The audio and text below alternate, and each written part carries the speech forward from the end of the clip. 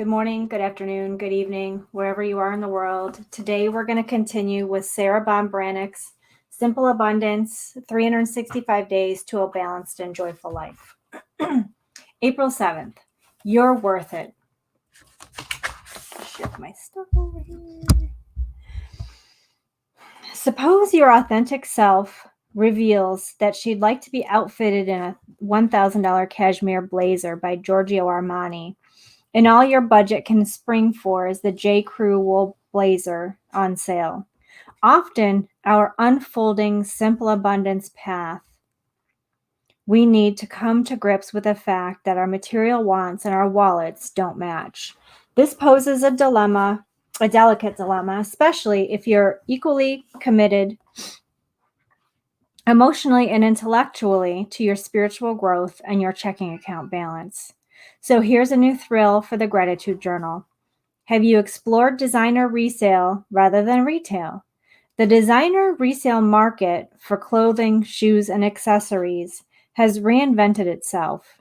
In fact, it is enjoying the most explosive growth in the entire fashion industry. eBay used to be our only choice when we thought of buying inexpensive, new or used clothing. That game has changed with the emergence of resale designer goods. It's time to check out the Real, Poshmark, Vestiaire Collective, and Tradesy. It's not your mama's fashion industry anymore. Gone are the days of going to the mall to pick up the same clothes everyone else has. Style seekers want one-of-a-kind treasures, and they want to experience the hunt for themselves.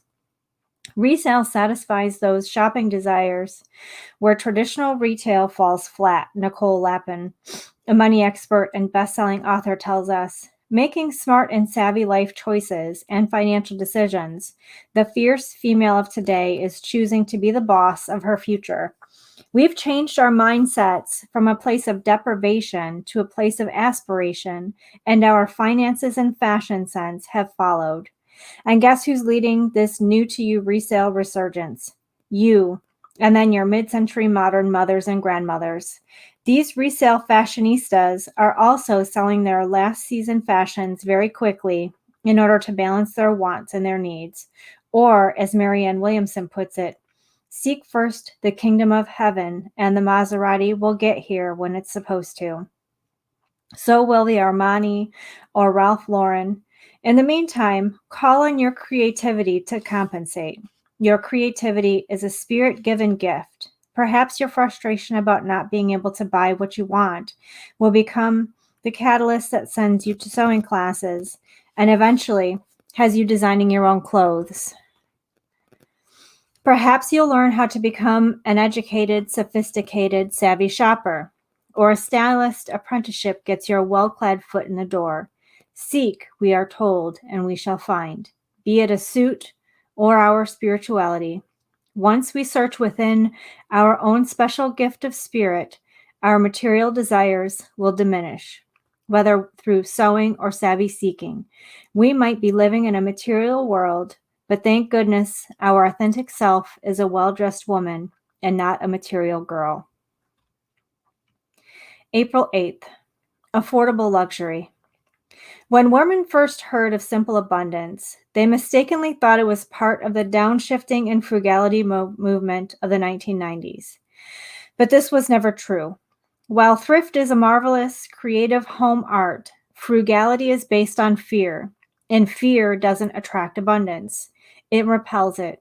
Instead of practical wisdom, such as a penny saved is a penny earned, the frugality movement gives us parsimonious exhortations to transform clothes dryer lint into Halloween costumes. Simple abundance is not about deprivation, nor is it about spending more than you can afford in order to make yourself feel better. For me, simple abundance has become a daily meditation on achieving the true balance between comfort and joy, which is moderation. We also need to learn the art of receiving gracefully and graciously, and the art of receiving has been a difficult one for me. The universe is not stingy. We are. In fact, some of us have very stingy souls, perhaps not in how we treat others, our family, friends, and those less fortunate, but in how we treat ourselves. Yet, how can the universe give us more if our fists, hearts, and minds are clenched tight? Simple abundance is about finally learning how to release feelings of poverty and lack and replace them with feelings of prosperity and affluence. One of the ways in which we can start to experience more affluence in our daily lives is through pampering ourselves with affordable luxuries. Investing in a cord of wood for the pleasure of sitting before a blazing fire throughout the winter is one such luxury. Sipping a cup of cocoa with real whipped cream and shaved chocolate is another. It transforms a simple pleasure into complete contentment. Affordable luxuries awaken our awareness to the abundance that's readily available to us once we finally get it. Many people think that simplicity frowns on luxury. The Shakers led lives of utmost simplicity, but the believers, as they were known, also believed in the sublime luxury of eating well and the importance of using only the freshest ingredients, inventive spices, and herbs. A century before Nouvelle Cuisine in 1886, one visitor at a Shaker table pronounced his meal worthy of Delmonico's, a famous landmark in New York City where the wealthy dined. Consider affordable luxuries when you think about nurturing your personal style. What simple pleasures could make you feel more abundant? Perhaps wearing cashmere socks or a scarf while you save for a long cashmere cardigan. Indulging in the intoxicating pleasure of your favorite coordinated scent, perfume, body talc, and lotion, the sensuous feel of silk underwear and pure cotton pajamas against your skin, investing in a handsome leather bag in a hue that goes with everything, trading in paper tissues for white linen handkerchiefs. It's ecologically sound too. Having your hair blown out once in a while between cuts, or investing in a quality hair dryer, encouraging your nails to grow with a weekly manicure, replacing conventional plastic buttons on clothing with beautiful vintage ones found at a flea market, enjoying a facial or luxuriating in a body massage, wearing special occasion jewelry like your prized diamond stud earrings on an everyday basis. Today, declare to the universe that you are open to receiving all of the abundance it's waiting patiently to bestow. Each day offers us the gift of being a special occasion if we can simply learn that, as with giving. It is blessed to receive with grace and a grateful heart. April 9th, nurturing your authentic flair. As you awaken to your authenticity, you may notice that bare walls, windows, and floors beckon invitingly like a new lover, while the stuff you've accumulated over a lifetime doesn't seem to even notice that you're in the room. It would be fun to eat dinner tonight on a wooden crate by candlelight, eagerly awaiting a new interior, the authentic projection of my soul to be delivered tomorrow morning. However, my bank account, probably like yours, won't permit this fantasy, and so I must proceed slowly. We need to view this as an opportunity instead of a stumbling block. Our real life budgets may delay the process longer than our conscious minds might wish, especially when scrolling through Instagram. But it's the perfect pace to nurture our authentic flair. To be honest with you, this morning I'm not exactly sure of how I want to express myself through my surroundings or what I want to wear. Are you? I thought I knew. I've loved some things passionately that have brought me great pleasure for 25 years, but I've also lived with other things I hated so intensely I became physically numb to their presence. The simple abundance path is about transformation. However, transformation cannot occur without transition. This is a transitional period of liminality when things are barely perceptible, a personal rite of passage from sleepwalking to awakening. The process is the reality and it cannot be rushed. So we learn the art of waiting patiently to consider, save, reflect, simplify, embrace order, get ready, experiment, observe. Embark on creative window shopping excursions to antique and craft shows, auctions, renovator supply companies, thrift stores, flea markets, yard, tag, and estate sales, museums, interior design expos, elegant decorative accessory shops, furniture showrooms, museums, and galleries. If you see something you like, ask if there is to be a sale soon. Take detailed notes.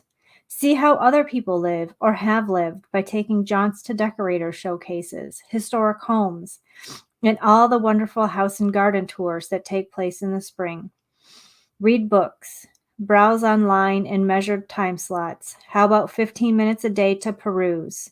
Permission to print out pages for your illustrated discovery journal. If you like an image enough to print it out, then you're onto something. More scrolling than a quarter of an hour, and we slip down the rabbit hole. Continue to prime the well with visual images, collecting everything that you can on paper, from the fabulous table settings to beautiful curtain treatments. Mary Emmerling, the author and collector who was the catalyst for the American country design movement in the 80s, is a woman I absolutely love and admire. She has an incredible, authentic style that's grounded in common sense. She recommends creating a personalized decorating notebook to help us keep track of our meditative musings. She uses a zipped canvas loose leaf notebook, 7 by 9 inches, with plenty of pockets for sharp tools as a tape measure, scissors, pens, pencils, paper clips, sharpener, and calculator. She gives each room a section of its own, complete with a wish list, photographs, charting changes, a floor plan, and an envelope for paint chips, fabric swatches, and receipts. In the back of the book, she keeps a year's calendar noting sales and special events, and a personalized resource guide with the names and phone numbers of stores, showrooms, dealers, contractors, and material suppliers. It's a dream archive that she can carry around with her so that she can catch inspiration as it floats by instead of letting it dissolve into the ether. If you follow some of these suggestions, you'll be well on your way to developing and nurturing your authentic flair. Instead of being frustrated, you'll be grateful that you've been given the extraordinary gift of time, time to know what you love so you can love how you live. Trompe l'oeil, thrift shop pleasures. Jenny Jerome Churchill, the famous American beauty and mother of British Prime Minister Sir Winston Churchill, believed that thrift and adventure seldom go hand in hand. Alas, poor Jenny, whose extravagant tastes led her to worry constantly about money, did not know where to shop. Let us speak today of the rapturous joys of recycling. However, I refer not to bottles and cans, but to Anne Fontaine iconic white shirt that's yours for $2 and a trip to the dry cleaners, or the gorgeous, genuine Gucci leather handbag that's a steal at $25. The black Yves Saint Laurent blazer that they gave away for $5 crossed my heart.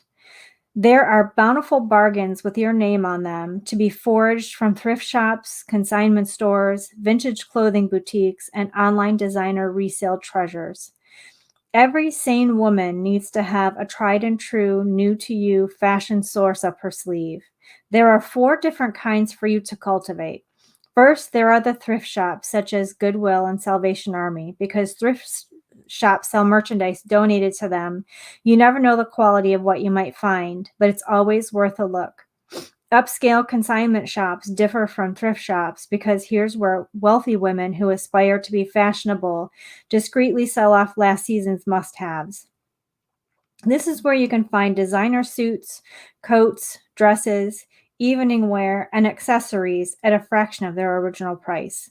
Vintage clothing boutiques stock one-of-a-kind classics from other decades, from white cotton Victorian petticoats to Carole Lombard salt and pepper tweed trousers from the 1930s.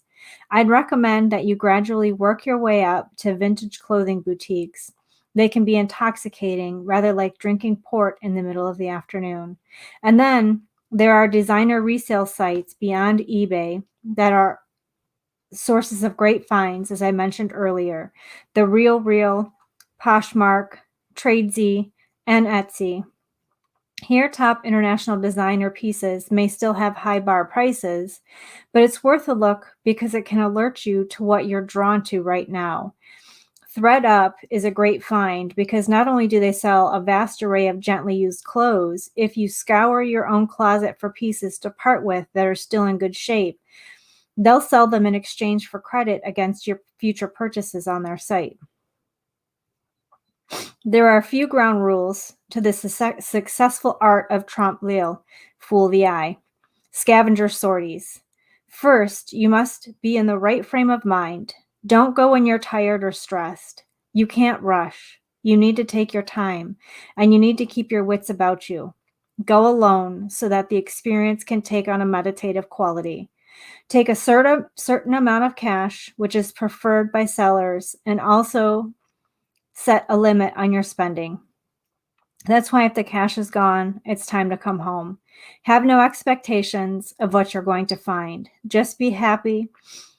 Just have a happy, expectant attitude as if you were embarking on a treasure hunt, because you are. A favorite affirmation that I use is divine abundance is my only reality, and divine abundance richly manifests for me in the perfect item at the perfect price. It always does.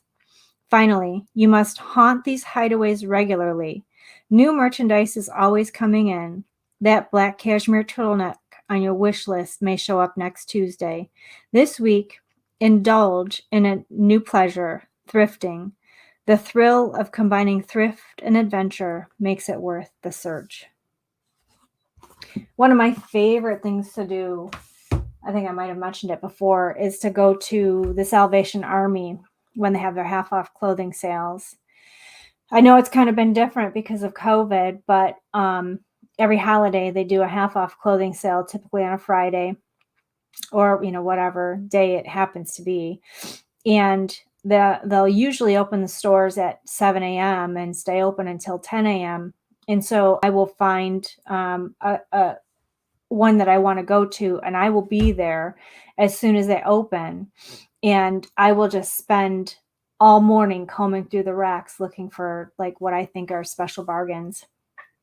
And hopefully I'll end up finding something. Usually I'll fill my whole cart with things that I think might fit, and then trying them on, figure out what does and what doesn't, and then go home with a few really, really good quality things. But I can't even tell you how many really great items I found that were brand new with the tag still on them. People buy things and then they just give them away because they sit in their closets and they realize they don't fit, or they just don't want to wear them, or they're not going to wear them. And I know I've been guilty of giving things away that still have the tags on them because I bought them and then never wore them. So, it's fun for me. I really enjoy it. It's like a treasure hunt, going through and seeing like what amazing things can I find. And I found so many wonderful, amazing things that I still have and that I've had for years. So until tomorrow, I hope you have an amazing and blessed day.